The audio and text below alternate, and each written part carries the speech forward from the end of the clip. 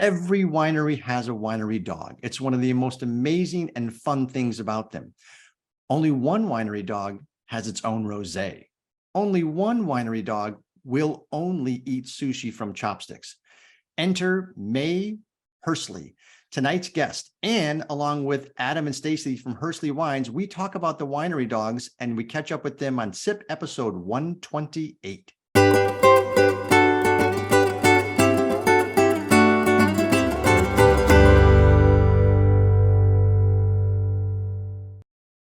There's someone who I think we know. Denise S. is in the house, and Scotland.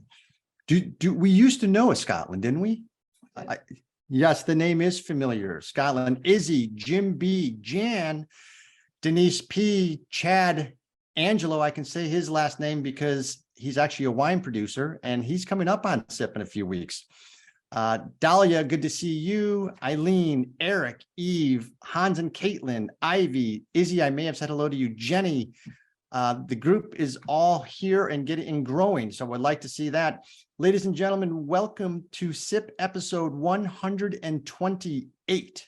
That, if my math serves me correctly, is more than 2 years of SIP episodes. So 3 years. We did have some time off in there. So we're in our third year of SIP broadcast educational series. And tonight we are broaching on a topic that is germane to wineries, and that's the winery dog. But before I get there, I do want to let everyone know, some of you might be new. My name is Martin Cody, co-founder of Cellar Angels. We know wine, we don't know props or backgrounds, but we are a direct-to-consumer wine company specializing exclusively in wines from Napa and Sonoma. All of them are limited production producers. Oftentimes, you can't get these wines outside the state of California because the production is so small. These wineries lack national distribution. And since the distribution ring is sort of rigged, unless you're making 30,000 cases, it's going to be very difficult to get your hands on these, which is why we want to introduce you to them. So we drink serious wines at Cellar Angels. There's just not a lot of pretense, and we don't take ourselves too seriously. Tonight's example of that is the Hersly Merlot, where Adam has crafted a very microscopic production of 75 cases. We're going to dig deep into that. But before I do, I want to show you, some of you have asked for pictures on our research trip for a Cellar Angels cruise next year to France. And I do want to show you some of those pictures. So we're going to look at Hermitage. So this is a very, very famous hill in Hermitage, and this is not photoshopped or stolen from the web. This is actually from my phone camera. And it is an unbelievable spectacle of vineyard viticulture. Everywhere you look is a terraced hillside in Hermitage. This is the Rhone right down here that the cruise ship just slowly strolled on by, parked in Hermitage, got a nice tour and a tasting on top of Mount Hermitage, and it was something to behold, as was Châteauneuf-du-Pape.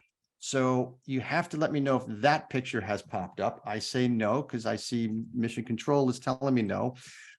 This is all part of the plan. It's only episode 128. We should have this figured out by then or by now. So here's something that is amazing, is everywhere you look in Châteauneuf-du-Pape is rocks. Every single vineyard is rocks, because this used to be the river bottom, and the river just flows over these rocks.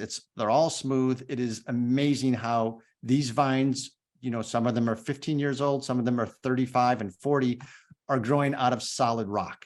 And it just adds an amazing component to the wine, to the body, to the structure. And these things serve a special purpose because the Rhone gets pretty cool. So these things absorb sun all day long, and at night they reflect that back to the vines. It's a pretty special ecosystem. Highly encourage anybody that if you're going to go to the French wine regions, definitely visit the Rhone Valley and certainly the Southern Rhone in Hermitage. I'm excited about tonight's guests because we've known them for a long time Cellar Angels friends. One actually graduated college in Chicago, and we're going to talk a little bit about that. But let's get them on right now, because we're here to drink wine, learn about dogs, and how the two go together. So without much further ado, I would love to introduce you or reintroduce many of you to Stacy Hersly and Adam Hersly. Cheers, kids. Hello. Cheers. Hello. Cheers, cheers. I'm the true star of the show. And the true star of the show is, in fact, May. So May is not sedated. This is her normal state. Yep. Just she's the queen. So this is what May's life is like. If there is reincarnation, I may want to, I get first dibs on May's life, quite honestly. You're not the first to say that. That is awesome.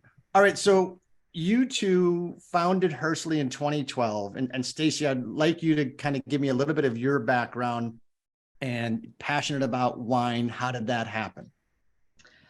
I think my passion just became because I like it and I enjoy it. I think like many folks do, and being supportive of Adam's dreams and what he wanted to do brought me along for the ride. And it's been a ride, and it's been a decade that we've been doing this. So my background is HR, and when you're in HR, you tend to drink a little bit extra because it's a little challenging sometimes. So I guess I found the right partner and the right side hustle with making wine.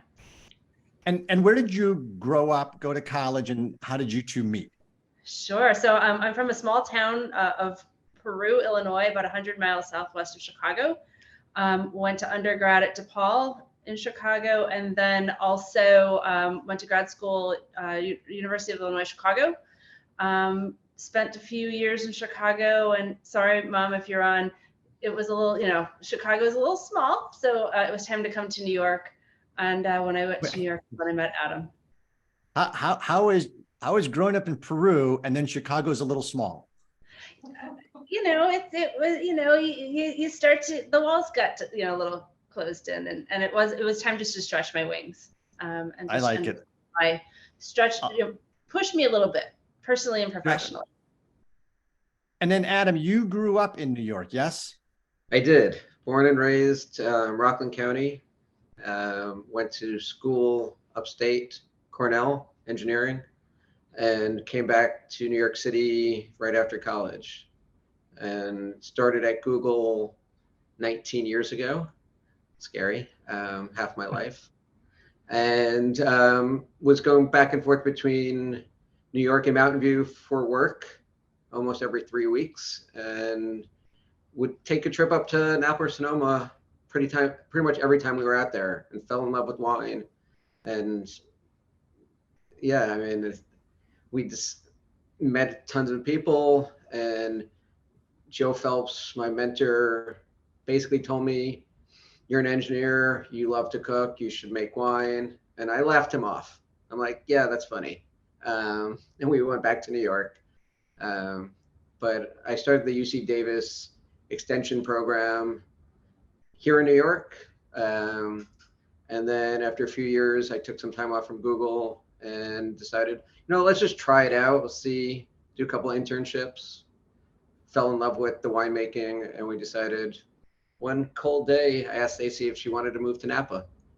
2012, we moved out to Napa. I started the wine. Wow. Notice he said one cold day. It was a very, very cold January day. And truth be told, they were doing construction outside our apartment for 3 years straight, with jackhammering from pretty much 10 o'clock at night till 4 o'clock in the morning. And so when he said, we want to move to California, it was a very loud yes. Yeah, the sentence wasn't even out of his mouth yet. No, we were literally packed within a month and out the door. That's incredible. I will let everyone know, because I know people are interested. The quiz question this week on the Cellar Angels email blast was, which best describes Merlot's structural components? The answer was A, medium acidity, medium tannins, and medium body. So that's what one of the benefits of Merlot. It's not going to skyrocket on the body or the tannins or the acidity. It's just pretty even keel. And when you make a very, very good Merlot, all those characteristics come together, which is what we're going to discuss later.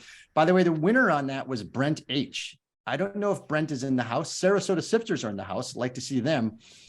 Brent H, I think, has won the last 7 in a row. But winners, is Brent here? Winners have to be present. I see Jim B. I see Doug. Doug, good to see you up in Minnesota or wherever you are this week. By the way, Brent, as I said, has won 7 in a row, people. These emails come off on a pretty similar cadence. You should know when they're coming out. And Ivy actually is the one that sends the emails out. She lives in Chicago. So you want to get to her ahead of time and maybe $20 to say, hey, give me the quiz question. I mean, that's the way they do things in Chicago. Vote early and vote often. I'm not condoning it. Lifelong resident, but Jeff G was second and Lori P was third. So if Brent's not on and Jeff is not on, Lori is going to get the points. Congratulations, Lori. So a lot of folks are drinking the Hersly Merlot this evening, which with good reason. And the reason why they're doing it is because they went to the Cellar Angels website and acquired a sip kit. So when you come to Cellar Angels website, cellarangels.com, you can go to shop, hit wine, and you will see that the first item offered is a collection of premium Napa Valley wines and Sonoma. So these wines are going to be good for the next 4 or so Fridays. And sometimes we actually open up 2 wines.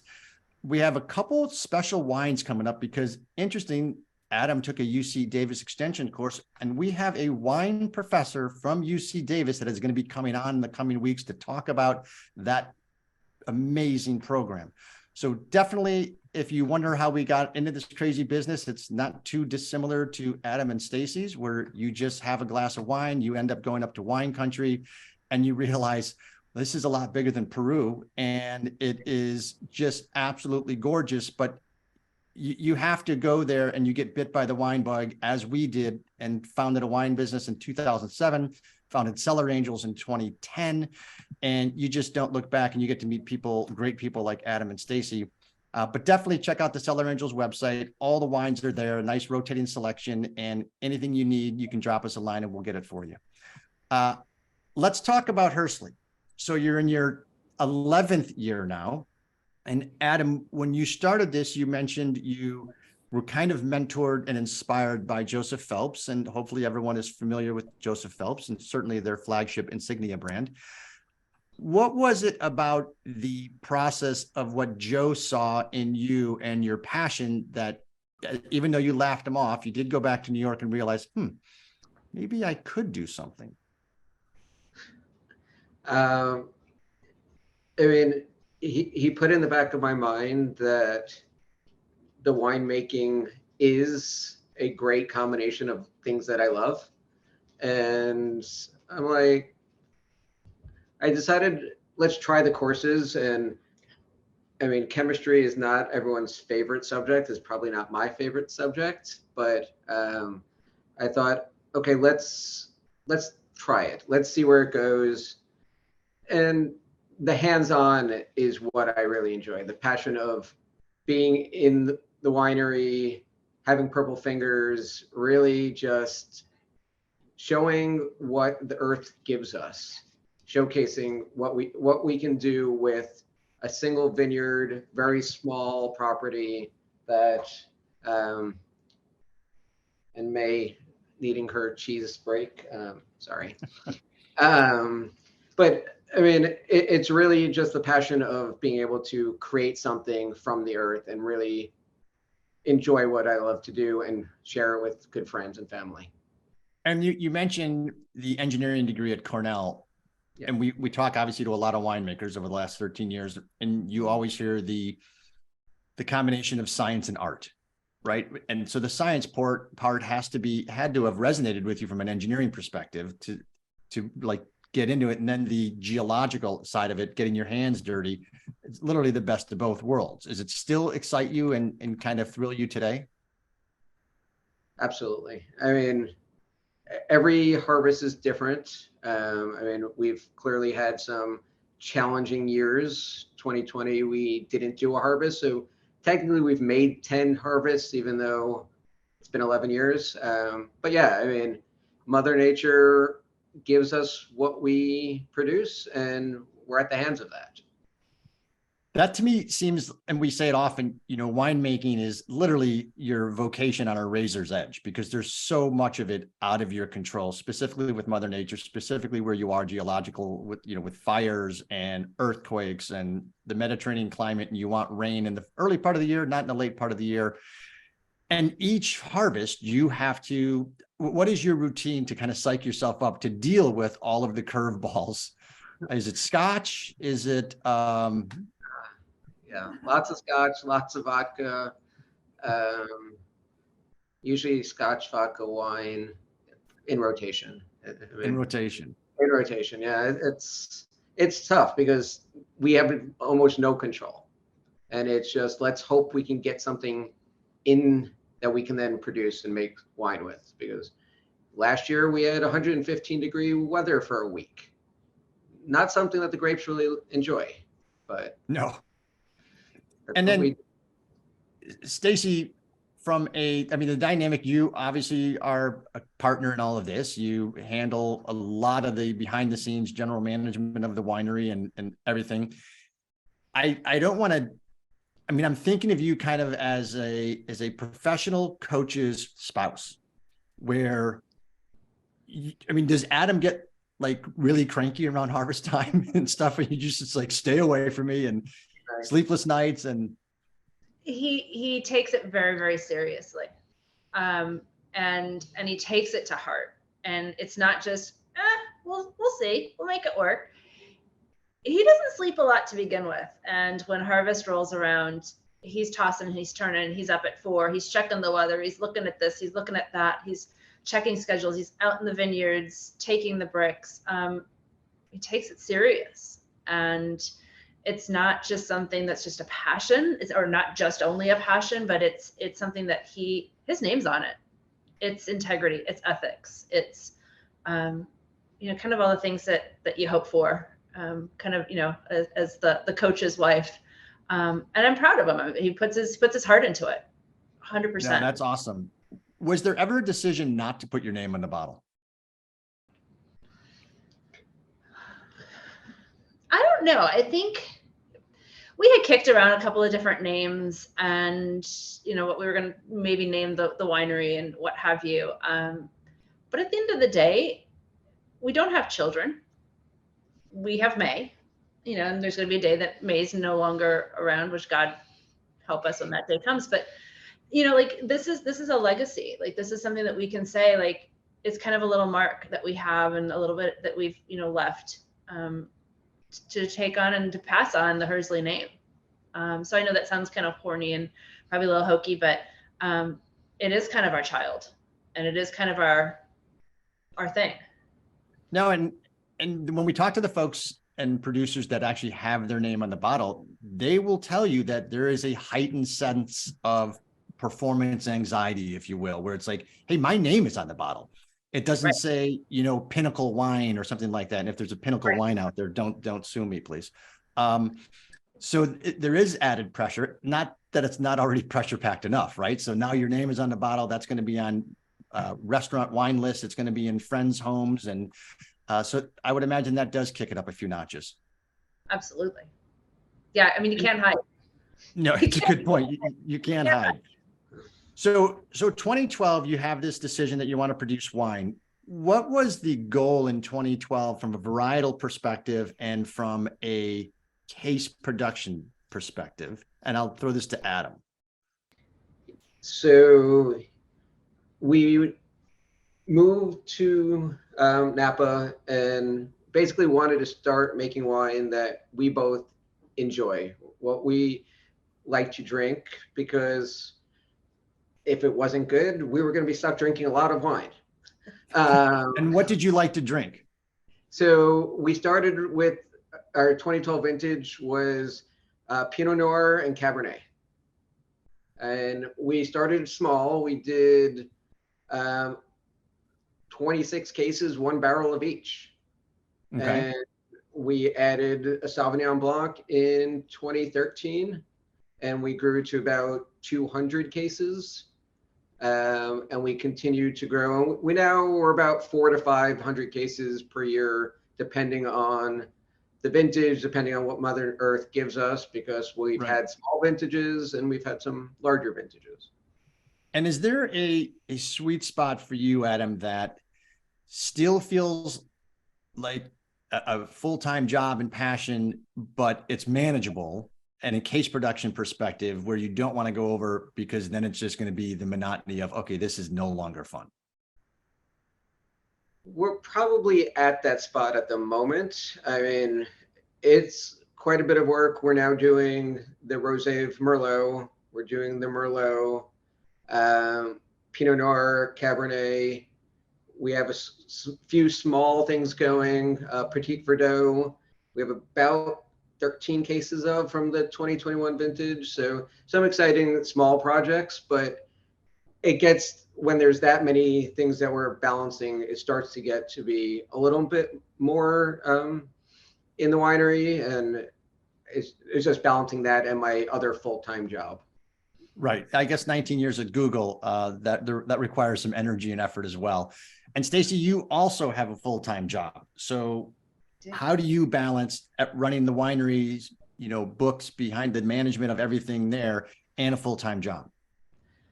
And I'm not even going to pretend to say that, I'm doing a lot of it. It's really Adam. Adam's doing the general management realistically. I just needed a title. Let's be real.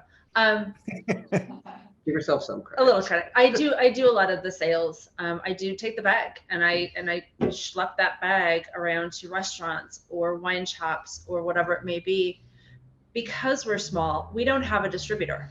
We have a distributor that we can distribute through called LibDiv, but the sales falls on us. So it is a challenge to, do heading up an HR department, 40, 50, whatever hours a week. And then you have to find time to take that bag around and get the wine out there too. So, you do what you can. Sometimes something has to slip and sometimes you just have to find the time, but we make it work. And it's a partnership. Like when he can't do something, then I jump in, or if there's something I can't do, he jumps in. So we just have to, we rely on each other. And I think it's interesting too, because it is just the two of you. It's not as if there's, 10 people in the back office somewhere answering phones and checking purchase orders or seeing if the shipment got there and handling returns. And, you get an email that says, hey, this is the second attempt. We're going to send it back tomorrow. And you've got to get on that phone call. It is, for the small producer, ladies and gentlemen, it is an extremely challenging occupation, and one filled with immense, as Adam said, curveballs, and you never know what's happening. And this, by the way, was exacerbated by the pandemic. So the pandemic it's first of all, it's not easy for a small producer because there is no economies of scale. The glass is more expensive. The corrugate is more expensive. The vineyard contracts are more expensive.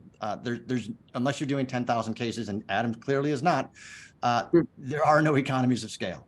So when you have a pandemic, everything gets halted. And so now you're seeing the big boys and the big distributors forcing out the little producers when they were lucky enough and worked their tails off to get a placement in a restaurant. Those are getting squeezed out, unfortunately. And that's why it's very important for all of us to continue to shop local and buy from small production wineries and have it delivered to your door so that you can keep these sorts of dreams alive. And Jan actually asked, she mentions that Sauvignon Blanc is her favorite varietal, and are you still making it? I wish. So we made Sauvignon Blanc from 2013 to 2017. We had a larger winery come and buy out the vineyard that we were making from. And so we lost that fruit. And we went searching for something, and we always wanted to make a rosé, and we always wanted to name something after May. And so we found a Merlot vineyard, and we decided to make May Rosé, 100% Merlot. That was our 2018 vintage. And then the 2019 was the first time we actually split the vineyard, half made for this Merlot that we're drinking tonight and half for May Rosé. We may make Sauvignon Blanc again, but I need to find the right vineyard and the right fruit to be able to do that. And before we get to the star of the show, who I'm positive is not nibbling on Velveeta, how do you decide the vineyards that you want to work with, and how do you find them? So a lot of it's around relationships, and really trusting who is producing the vineyard and the grapes. So I've worked with a lot of the same vineyard managers year after year. And we try to be consistent with the fruit as much as possible. So our Pinot Noir, we've been at the same vineyard for 6-7 years now. The Merlot vineyard since 2018, we've kept the same vineyard. So we're trying to keep long-term contracts as much as we can, because we like the consistency and being able to show what Mother Nature does differently each year and how much the wine will taste different based on the exact same fruit and pretty much the similar wine making style from year to year. And we also Interesting. look at with the vineyards too, you know, the vineyard owners, even outside of the vineyard managers, but the vineyard owners, like they become friends and they become family. And it's an honor for us to make wine from their vineyard, and they're excited to have their names on the vineyard, on the bottles as well, because all of our wine is single vineyard, so they get to name it, they get to put their name on it, so it becomes a partnership, and it becomes a friendship. And I know you might make SB again, and correct me if I'm wrong. Was the SB on the list at the French Laundry? It was, and the Pinot Noir is currently on the list at the French Laundry. So that gives you an idea, folks, of the caliber of these vineyards that Adam sources from, and his skill post-harvest in, you know, the production of the wine and aging of the wine. Those types of restaurants don't just willy-nilly pick things to put on their list.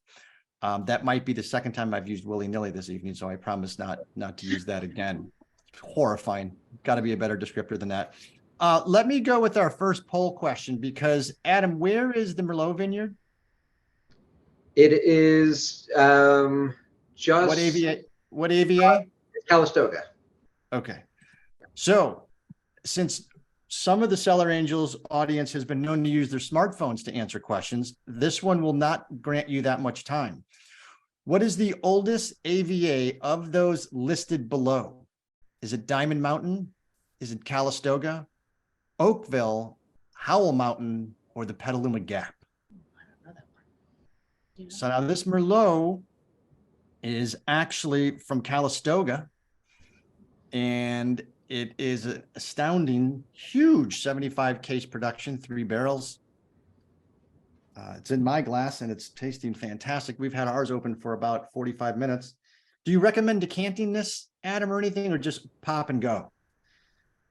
I mean, we usually don't decant the Merlot, but yeah, we opened ours probably about 45 minutes ago as well.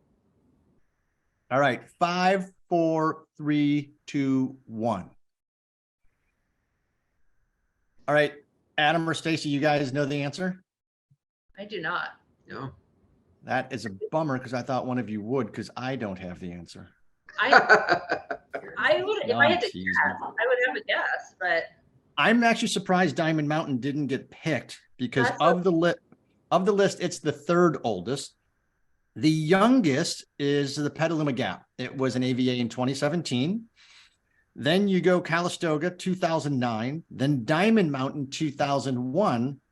Then it's between Oakville and Howell Mountain, and it actually is Howell Mountain. Howell Mountain was an AVA in 1983, Oakville in 1993. Interesting. Yep. It's interesting. There was, I think, 4 different AVAs for Napa County in 1993. So there was a lot of legislative activity back then. Good job. All right, let's talk about May. Well, make it wake up.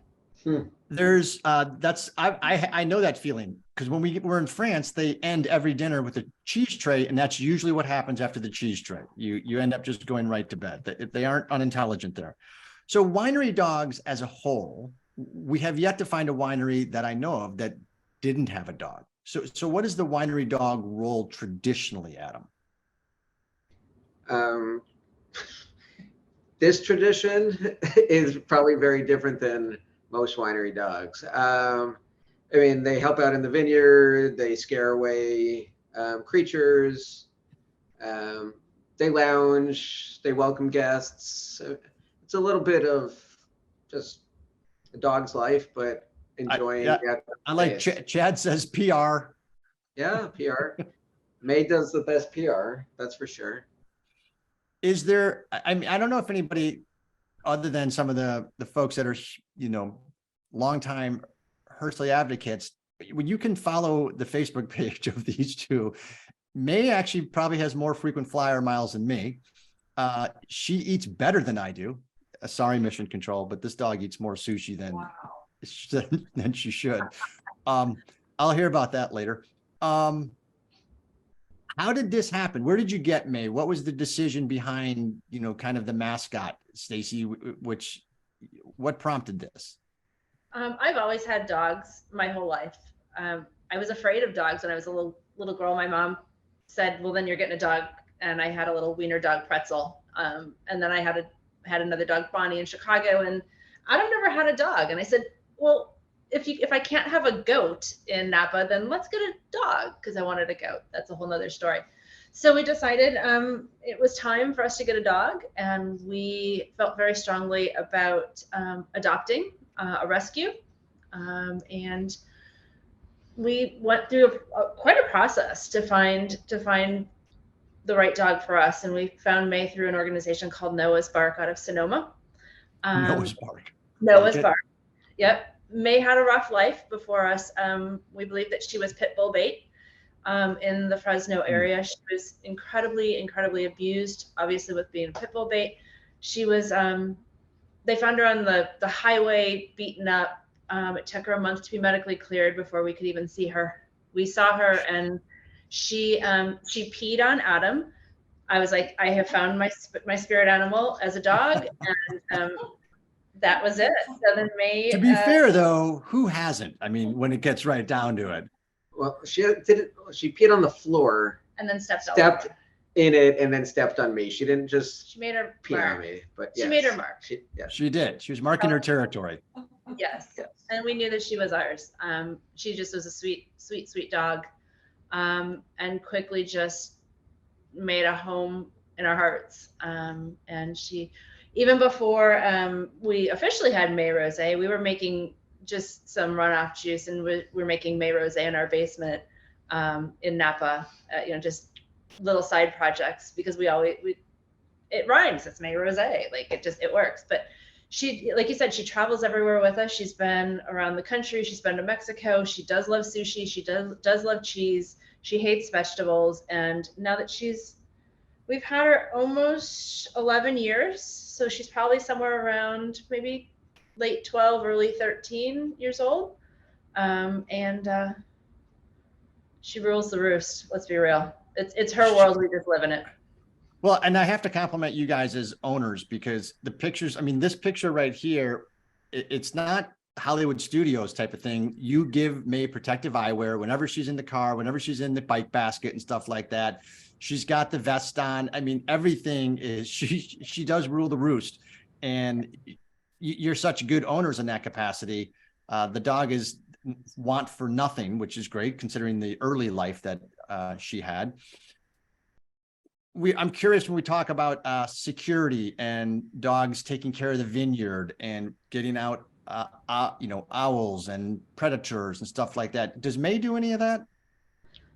She wears her sunglasses and sometimes her little boots while she's in the vineyard, because she has to look cute. But she has scared away a couple larger creatures that are a little larger than her. So I think maybe a raccoon or a possum. But she pretty much just wanders the vineyard with Adam when he's doing grape samples, and she likes to just get out there. So she will go into the vineyard with you, Adam? She will, yes. Yeah. Does she like it, or is she just like, Mom, get me out of here? I think she tolerates it just like her mom. But yeah. She is living her best life. And Ivy, who is about as big a dog lover as they come, is a dog mom. I think she has, at last count, 7. How many dogs does she have? 4. 4 dogs. Okay, I always saw us off by 3. That's a lot of dogs. But anything from, does she do photo ops? Do you have the May Rosé? She's on the label. She's on the label, and her little paw and her name is on the back of May Rosé. She doesn't love to do photo ops unless there's cheese involved. Or I chicken. have my own heart. Is she fond of all cheeses, or is she, turns her nose up at anything but the finest French? Oh no, she'll eat any cheese. Give her a good Velveeta, I think you mentioned. She's all about it. Just no vegan or artificial cheeses. Yeah, she doesn't like She vegan turns her cheese. nose up. That she does turn her nose up. So like cheese whiz on the tongue, not a good idea? She'd do it. Yeah, she probably would. We haven't tried it, so maybe we'll try it and report back. We'll report back. We'll get the spray cheese and just, well, we have done the spray cheese with her and she did eat that. So we talked about the Sauvignon Blanc in the Hersly portfolio, which is taking a hiatus. We haven't talked about the sparkling yet. Thought you were going to get away with that, didn't you, Adam? Let's let's talk about the Merlot, since that is also the star of the show. If I may steal the Merlot. This is also somewhat of a new offering. And you mentioned, Stacy, you had the May Rosé, but what was the catalyst behind offering Merlot as a standalone? Stacy. I've always loved Merlot. And I this is probably the wrong thing to say, but when Sideways made Merlot kind of the enemy, I was like, woohoo, great, more for me. I enjoy Merlot. I like the body of a Merlot. Sometimes I think cabs for me sometimes can be really big, and sometimes I want that red wine, but I want something heavier than a Pinot, but maybe not that big, bold cab. And for me, Merlot is kind of that sweet spot. So I've always loved Merlot.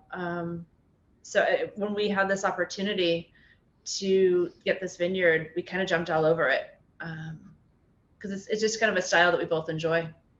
Well, plus it also had to be a little easier for you, Adam, because you know the fruit from a standpoint of it's going into the rosé, and you know the grower, so that two of those things are kind of known entities now. Yeah. Was there a Merlot stylistically that either of you were fond of, and you said, yeah, if you can buy fruit that is going to end up like that, or how does that come about? Do you start with the end in mind, or do you just, this is a great fruit source, we're going to let the vineyard dictate? She might have an answer. For me, it's more around let the vineyard dictate what comes, because I don't want to be too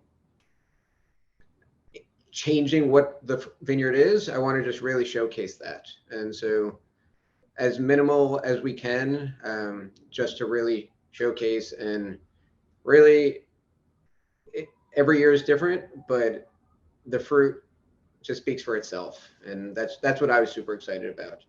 I also think, we had the opportunity to work with this vineyard manager, and it was a friend, Victor Fuentes, who's an incredible vineyard manager. And when we had that opportunity, we know his style, we know his ethics, we know how he manages a vineyard. So we were excited. It's a grape that we love and a vineyard manager we trust.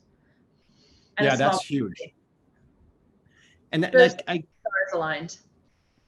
I'm curious, Adam, we hear about this all the time, and the Sipsters know this, and anybody that knows Cellar Angels, when we talk to winemakers, especially when you're doing sub 500 case production, it's all relationships, because those vineyards are out there, and it's more often than not a handshake deal. And so how do you, if you fall in love with a vineyard, since I know the Cab vineyard story, I now know the Sauv Blanc vineyard story. So how do you, the small producer kind of gets the short end of the stick a lot of times. So how do you navigate around that and say, listen, I'd like to sign a 5-year contract, or I'd like to commit to you? What are the dynamics there? I mean, this Merlot vineyard, Victor and I were having a glass of wine at a wine shop downtown, and he said, I have an opportunity to vineyard manage this small Merlot vineyard. And I'm like, well, let's go look at it. And we decided, let's do it. Like, he was going to manage the vineyard for me, and I take the entire vineyard for myself.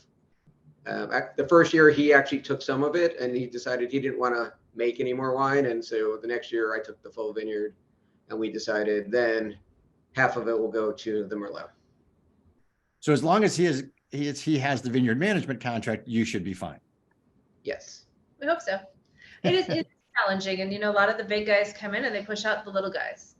If I'm just going to throw out round numbers, if we're paying $5,000 a ton and one of the very large guys comes in and says, well, yeah, I'll give you $10,000 a ton. We can't do that. We can't afford that. That would be insane. so that's how the small guys are getting pushed out. So every year we have to just cross our fingers and say a prayer and hope it all works out, that we still have a fruit source. And if not, we scramble. Like many of our small fellow vineyard and wine producers do every year. It's interesting too, because when we just got back from France, the same thing is happening over there.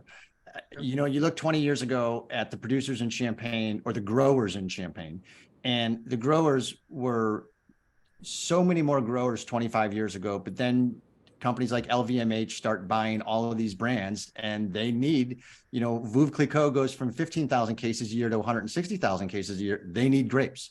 So they're going to be buying grapes from just about everywhere. And you see it in other industries, which hotel chains get gobbled up by the big boys. Restaurants get gobbled up by the big boys. So it's really a challenge, but this one is a bittersweet challenge for us, because this is the best wine, these limited production producers, and you're making great wine. There's not a lot of Merlot grapes to begin with. So we always like to see Merlot, and Stacy, you resonated with me when that movie came out. We were very excited because Merlot prices plummeted.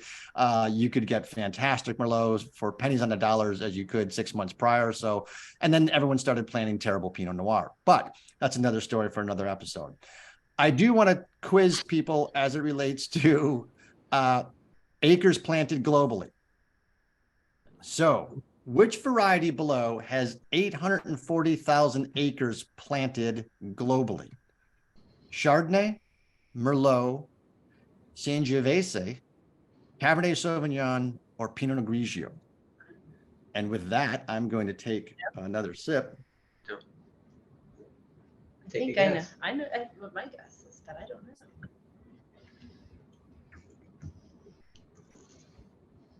We're going to give this 7.4 more seconds. We're very exact on Cellar Angels. Is my watch on? 3, 2, 1.5, 1. We have a tie. Ooh. Not a lot of Italian varietal lovers in the house. Pinot Grigio left out in the cold. Interestingly enough, this is Cabernet. Cabernet has slightly edged out globally Merlot acres planted with 840,000 planted. Merlot actually is pretty close, 657,000 acres planted globally. So I was actually surprised to see Merlot that high, and it's not a lot of it in Napa, unfortunately. Because there could be some great Merlot made, but Cabernet, is, to Stacy's point earlier, commands a little bit higher price per ton, and as a result, it gets more economic visibility and exposure. All right, I'm going to let you two do a coin flip. We're going to do aromas, flavors, and pairings. What? Adam is doing his best Sting impersonation. Got it. Oh, I'm like, I don't know what he's talking, what he's doing. I'm like, does he need a I literally cleaner? thought it was the Sting. Okay. All right. So who wants to go and assess the 2019 flavors? Or first we'll go aromas. I get dark berries. I get chocolate. Some cloves. Maybe some clove. I don't know. What does anyone else think? Anybody else who's sipping away? Sipsters. Chad is saying Stag's Leap, but I think he's talking about great Cabernet. Didn't they just? I'll go dark berries. I like it because it's just a well-balanced fruit up front. So you've got the dark berry. I get some plum, clove, yes. And then I definitely want mushroom and cedar from Ivy. Yeah. Power of suggestion. Now I can taste mushroom. Oh. All right, on the palate.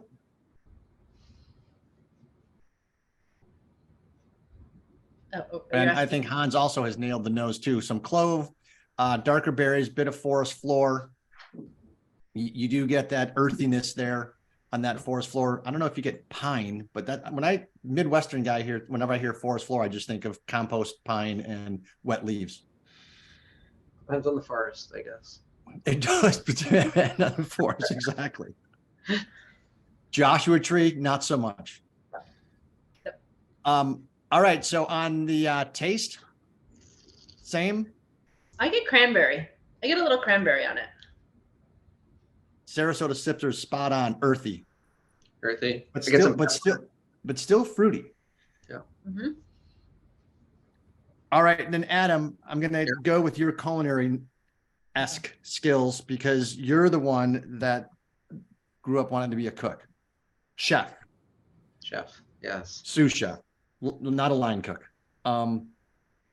Give me some can't miss pairings with Merlot, with this Merlot.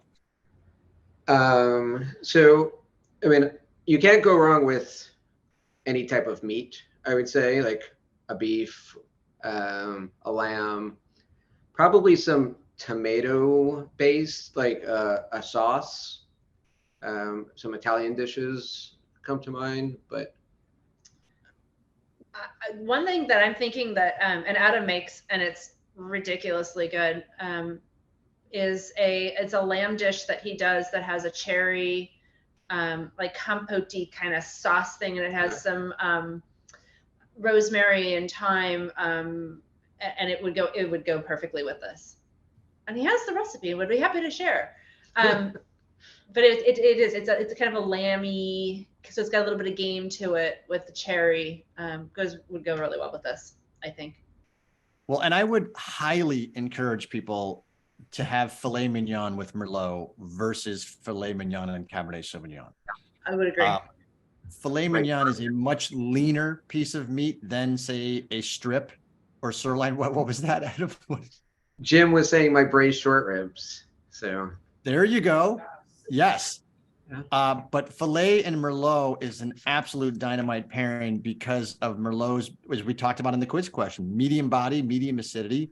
And obviously filet is not fatty like a strip, sirloin, any of those cuts. So it kills with Merlot. Now, I believe Mission Control has a couple other examples of winery dogs that were submitted, but May 1. Italian beef roll. I like Chad's idea. That does sound good.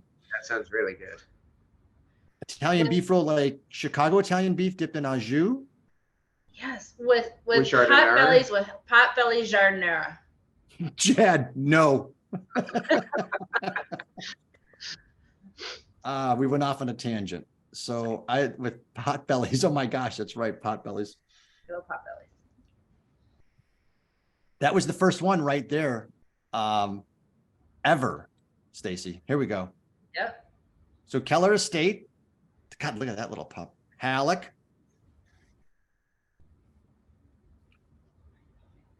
The music's not playing. It's not music. That was a joke. There should be music. There's Crux. Oh, geez. Button. These dogs look more like security than May. I'm just going to go on a limb here. Not Monty. What? Yeah, Monty did not. I think May could take Monty.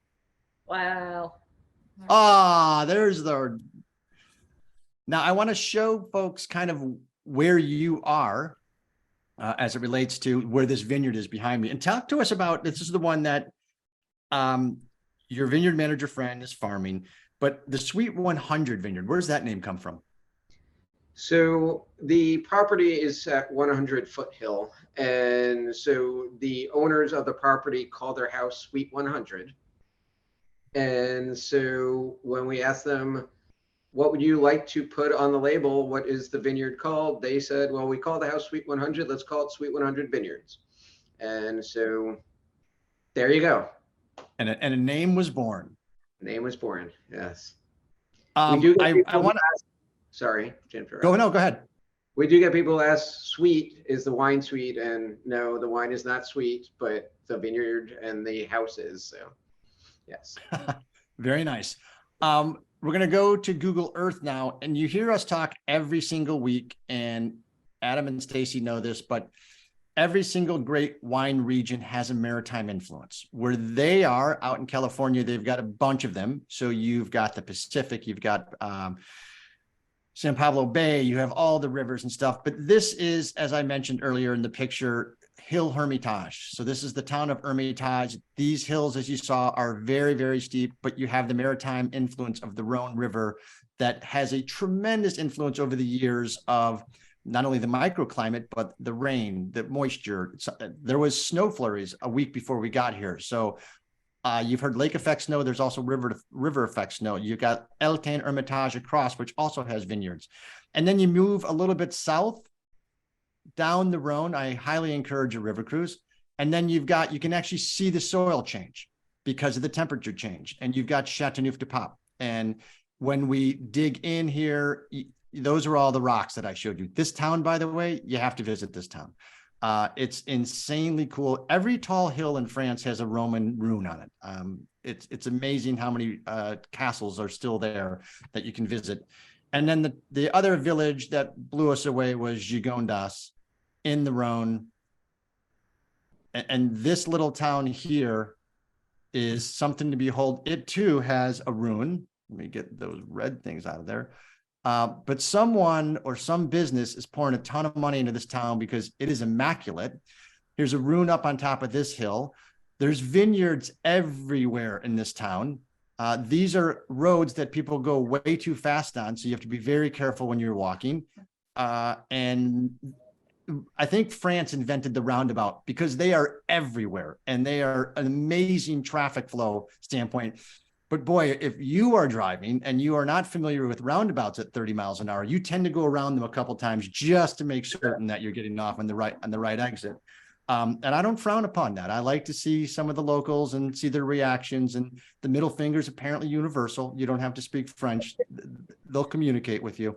But as you pull back from Gigondas, you can see very terraced, very hilly, wonderful, wonderful vineyards. 13 different grapes in the Rhone, a lot of Grenache, Syrah, Mourvèdre, and boy, are these food-friendly wines. But speaking of maritime influences, let's get over to our good friends Napa and Sonoma. Anybody seasick yet? Airsick? That was quite a tour right there.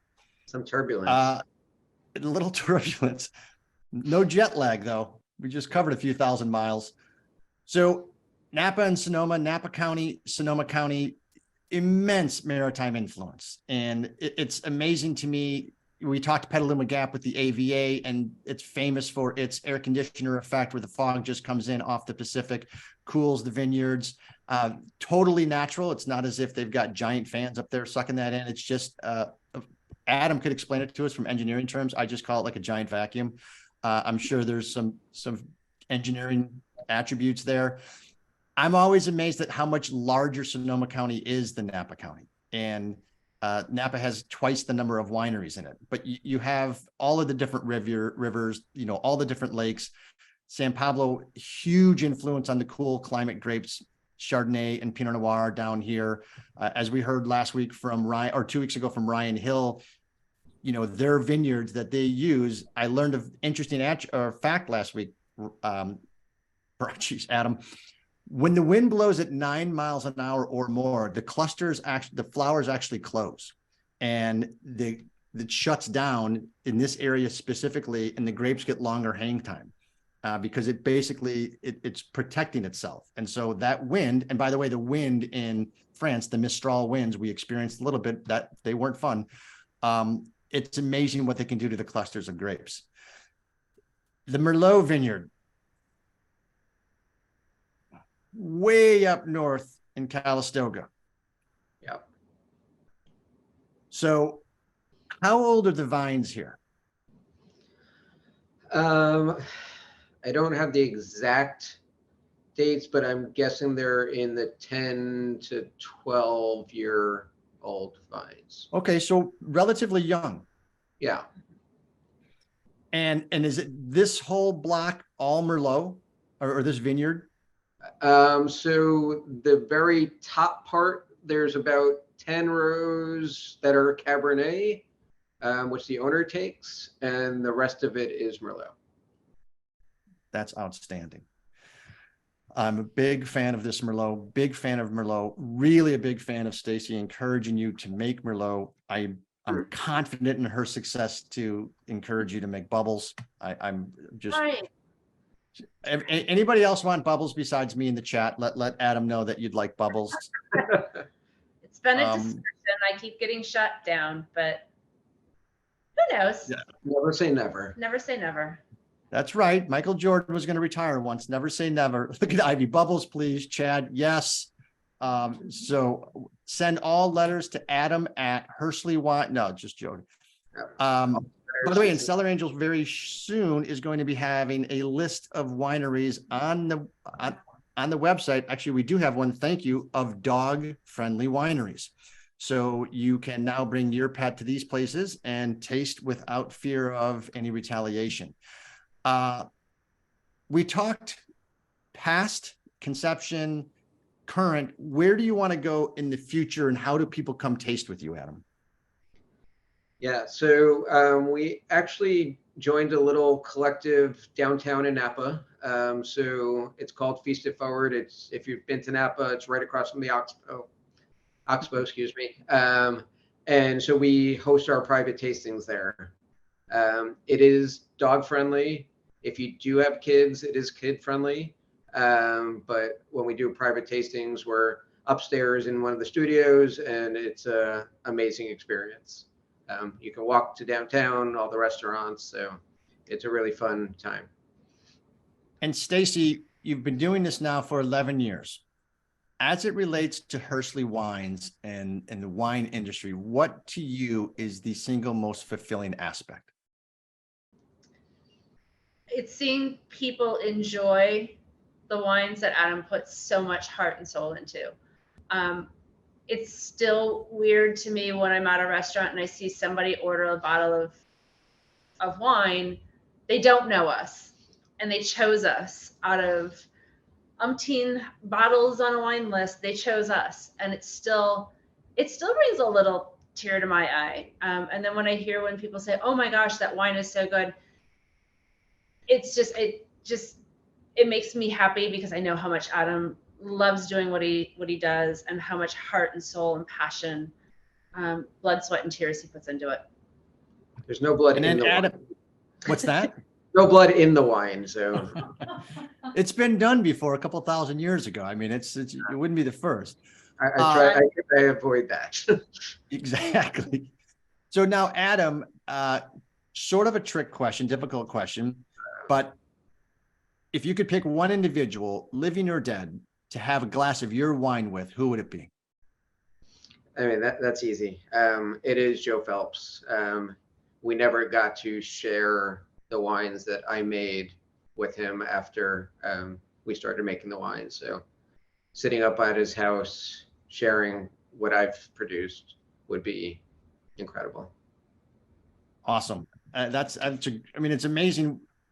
When you think about these big guys, and Phelps, by the way, is not small, right? No. I don't know what their case production is now, but it's probably over 100 or darn near 100,000. That is not. Oh, I'm sure it's over that. Yeah. Yeah. And to have someone of that stature and that pedigree in the Valley, who has put, a lot of great names into this business, to be that humble and sit with you and tell you need to start making wine. It's one of the hallmarks of this industry, which is why I think it resonates with so many of us, is just the kindness of some of the people, where, you stand on a lot of shoulders when you get to meet folks like that and come up through the industry. And it's totally something special. Someone asked a question about how do they get the rosé wine. So Mission Control has thrown a link into the Hersly website to go ahead and order the May Rosé. It's unusual to find a rosé of Merlot. It is outstanding. So I encourage you, Sarasota Sipsters, that's plural on Sipsters, to get some, because not only are you going to have just a world-class rosé on hand, but you'll be able to tell the story of Hersly Wines, and then we can start perpetuating the story and help small production wineries. That's what the mission is all about, to pay it forward. When does May go to bed? And apparently, is it 8:45? Apparently it's been the last hour. Oh, she heard her name. She's like, I heard my name. She's like Yeah. Siri. You can't say May's name on television, because then she perks up. Yep. And she's yeah, apparently she's She's ready for cocktail time, I think. apparently something like that. Cocktail time. Does May drink cocktails? No, but she knows that if we have a glass of wine or we have a cocktail, she gets a piece of chicken, her dried chicken. So she knows. She knows the clock. Let's put it that way. She knows the clock. I mean, look at the pictures behind me, in the vineyard with rosé, here's a glass of Chard and eating sushi. It's not a bad way to roll. Yeah. Get it? Sushi roll. Oh, that was good. I just thought of that after the fact. That we've got Yeah. good writers. She only eats sushi off chopsticks. Oh gosh, that is Yeah. that We makes created- one of us. We created a monster. You have created a monster. Adam and Stacy, I'm going to toast you. Thank you so much for exposing May to us and sharing your dream and passion. And we are thrilled to not only feature Hersly Wines, but even honored and more thrilled to call you both friends. So Thank you so much. Good to we see you. appreciate the time. Sipsters, I want to let you know that Mother's Day to all the moms is Sunday. You can still get gift cards on Cellar Angels should you have forgotten to get a gift. And I'm looking specifically at you, my cousins and brothers, stepmoms, anyone else, plant moms, dog moms. Stacy and Mission Control, I and Adam don't have children, but they've got May. So everybody's a mom on Sunday. Take care of those folks. You can find the SIP episodes on the YouTube library. And also 1 week from tonight, next week, we've got Anna Keller of Keller Estates. And get this, Adam, we're doing bubbles. Oh, Oh, okay. Nice. I'm just saying, I'm just Thank you for planting a little Chardonnay Pinot seed that says bubbles, bubbles, bubbles. and maybe I'll also Look get at him. He's just like, he doesn't know whether to cry or swear at me. and to you and Denise Martin, thank you for being such ambassadors for us small guys. It means the world. It really does mean the world to all of us. I speak for all the small winemakers and the small producers out there that without folks like yourself and that champion us and give us a platform, we can't do what we do. So thank you for being great people and great friends. You are very welcome. You guys stay safe. All Sipsters, be good to one another. Let's be kind. Raise a glass to Adam and Stacy. Have a fantastic, safe, celebratory weekend. Cheers all. We'll see you next week with bubbles.